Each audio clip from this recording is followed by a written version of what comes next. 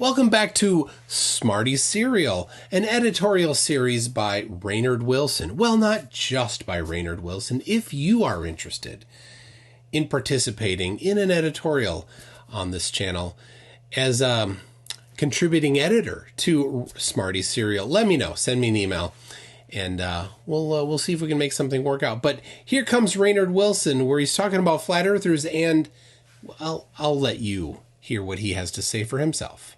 How many anti-vaxxers are flat earthers? How many flat earthers are vaccinated? Strange question to ask, but this was something asked to me by a friend in a pub conversation a few weeks ago. It's a question that I felt uniquely qualified to be able to answer because of my obsessive tendency to watch conspiracy theorists. The answer is, while there are plenty of anti-vaxxers who know with absolute certainty that the Earth is a round globe, there are almost no flat earthers who are vaccinated. It's a simple question, but why is this the case? Why has one group utterly embraced the conspiracy beliefs of the other, but the second group completely or almost completely rejects the conspiracy beliefs of the first? You might think that anti-vaxxers and Flerfs have an awful lot in common. They both identify as ultra-skeptics. They're both do-your-own-research types. They both spend literally hours studying their conspiracy theories, which means they think that they know more about viruses than virologists and more about the Earth than geographers.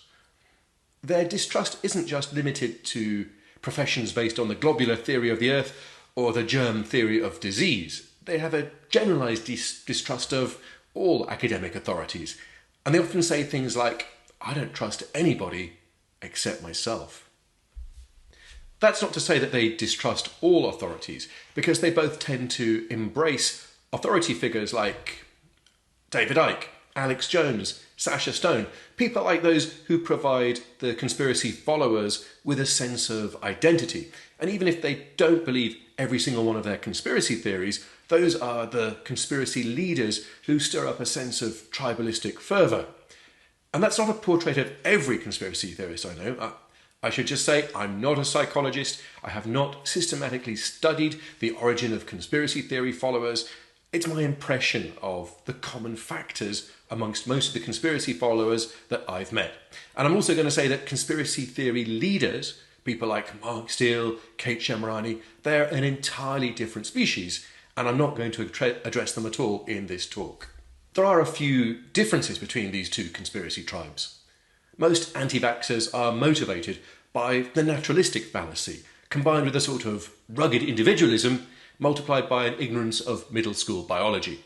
In other words, it's the belief that nature knows best, therefore it's better not to interfere with the natural progress of a disease. It's an overconfidence in one's own immune system, contrasted with an utter disinterest in the possibility of getting the disease might lead others to become infected. Flerfs don't usually share the same motivation.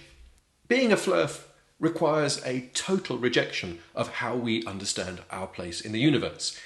It's the most extreme conspiracy theory because it implies a rejection of nearly all scientific knowledge. Everybody is in on the big lie, especially pilots, surveyors, and cartographers. To be a Flerf is to believe in a conspiracy that's so all-encompassing, so huge, that if true, it means everybody in the world, apart from the flat earthers, are part of a spectacular gaslighting operation. If the conspiracy has even sucked in the kind of people who make toy plastic globes, then it goes without saying that the lab-coated scientists who make our drugs must also be in on the scam. Imagine a child who's constantly disappointed by a parent. Dad promises to come home early with a treat, perhaps some tasty fish and chips. But instead of coming home early with bags of tasty fried food in his hand, Dad doesn't show up until 3 a.m. the next day, and he's completely drunk. And this keeps on happening.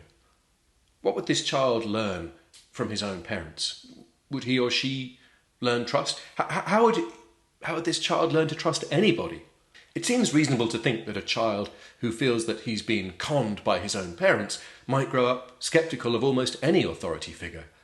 If your parents can betray you, what would prevent doctors, lawyers, teachers, judges, politicians, and scientists from doing the same? Really, nobody can be trusted.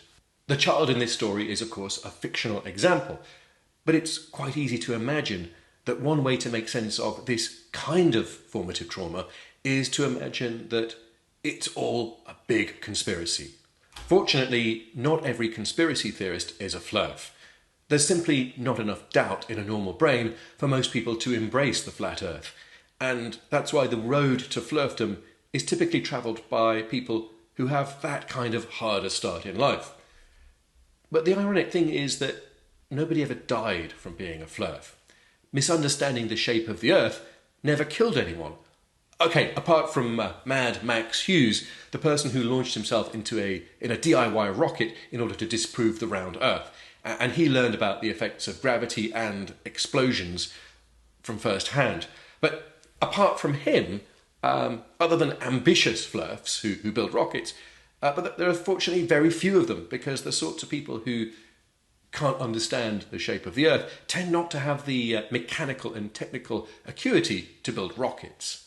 Anti-vaxxers aren't such public pariahs, but they are arguably a greater threat to humanity. And they're a major constituent in the New Age well-being movement. And this really is quite a dangerous movement, because these are the guys who make you afraid of diseases that don't really exist. They prevent people from getting treatments for totally real diseases. And they're the guys who will try and sell you a Shungite pyramid to protect you from your Wi-Fi router, a completely harmless piece of machinery in the corner of your house.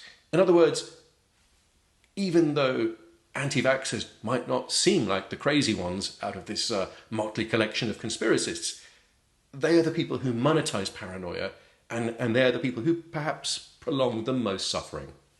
This is me, Raynard Wilson, for Conspiracy Tunes.